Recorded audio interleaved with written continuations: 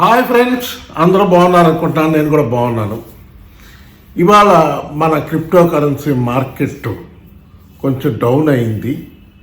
Bit coin ETF వచ్చిన తర్వాత bit coin దగ్గరగా $49,000 హై టచ్ చేసి దగ్గరగా అంటే నియర్లీ 48,900 49,000 దగ్గర వరకు వెళ్ళి కబుక్కని కిందకు వచ్చింది.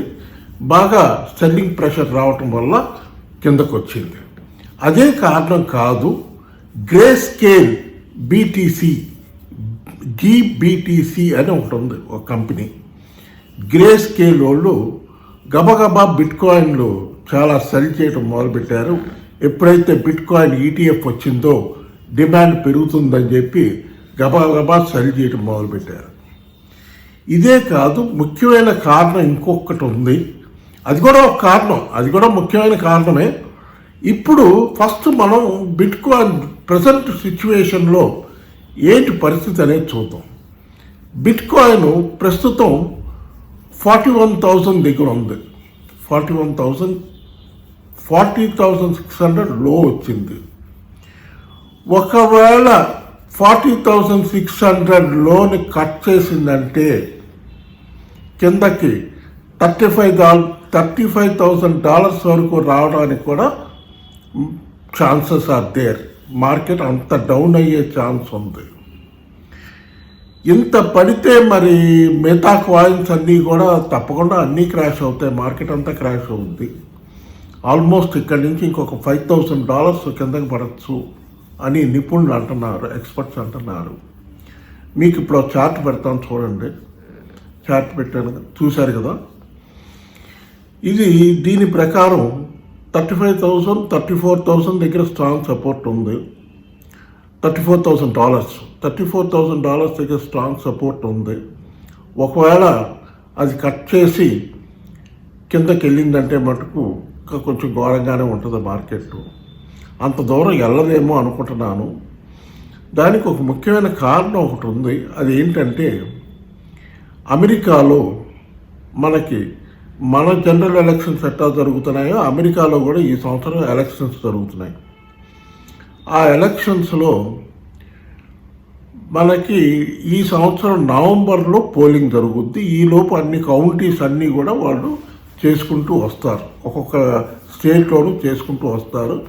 మనలాగా ఒకేసారి అన్ని స్టేట్స్ పోలింగ్ అవ్వదు, ఒక్కొక్క స్టేటు చేసుకుంటూ వస్తారన్నమాట. ఇప్పుడు ప్రస్తుతం క్యాన్వాసింగ్ జరుగుతుంది. క్యాన్వాసింగ్ దేనికి జరుగుతుందంటే రిపబ్లికన్ పార్టీ క్యాండిడేట్ ఎవరు అన్న ఒక క్యాంపెయినింగ్ ఒకటి జరుగుతుంది.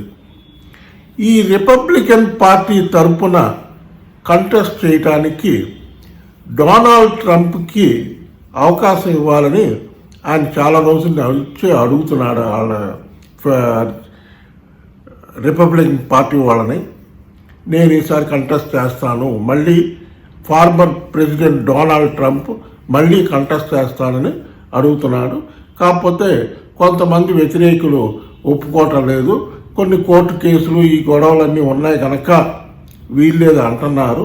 బట్ ఇప్పటికే ఆయన క్యాన్వాసింగ్లో ఒక స్టేట్ గెలుచుకున్నాడు. అయోవా అనే స్టేట్ని గెలుచుకోవటం వల్ల మంచి ఛాన్సెస్ ఉన్నాయి డొనాల్డ్ ట్రంప్ మళ్ళీ ప్రెసిడెంట్ అవ్వటానికి అని అంటున్నారు. ఆయన ఒక క్యాంపెయిన్లో ఒక స్టేట్మెంట్ ఇచ్చాడు. అది ఇప్పుడు ఆ స్టేట్మెంట్ మీకు పెడతాను, చూడండి. Americans from government tyranny. As your president, I will never allow the creation of a central bank digital currency. You know about that?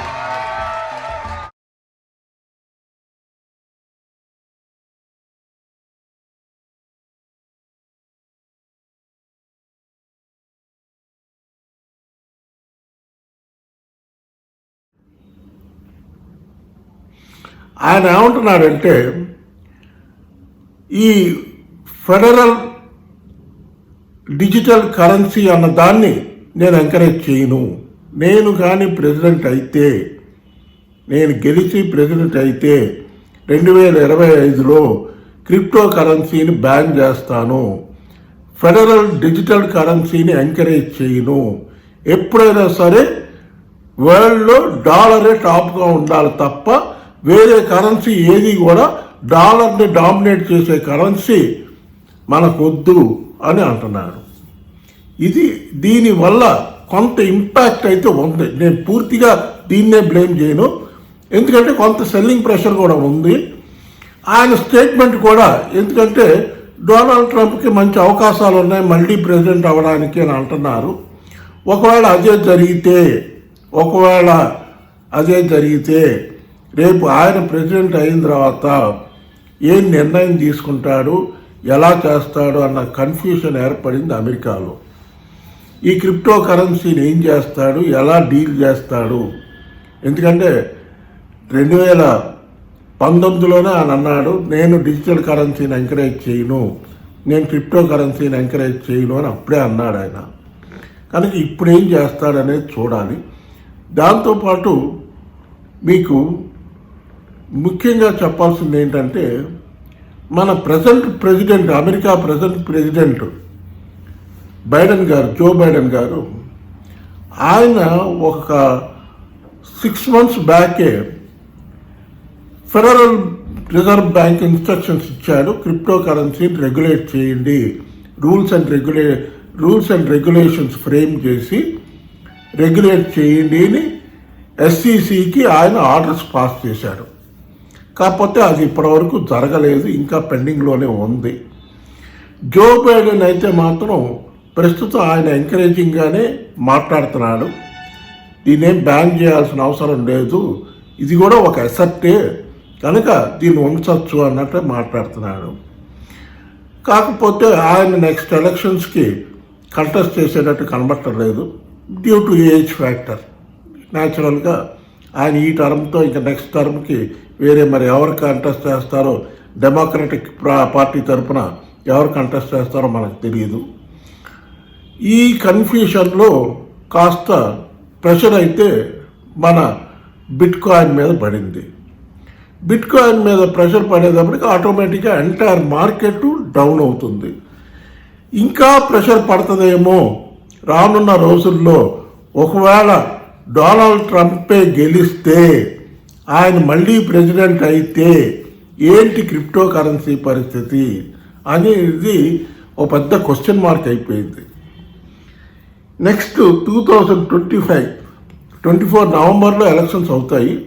2025లో ఆయన ప్రెసిడెంట్ అయిన తర్వాత ఈ పర్టికులర్ క్రిప్టో కరెన్సీ ఇష్యూని ఎలా డీల్ చేస్తాడు, ఏం చేస్తాడు, ఏంటి అన్నది ఒక పెద్ద క్వశ్చన్ మార్క్ అయిపోయింది.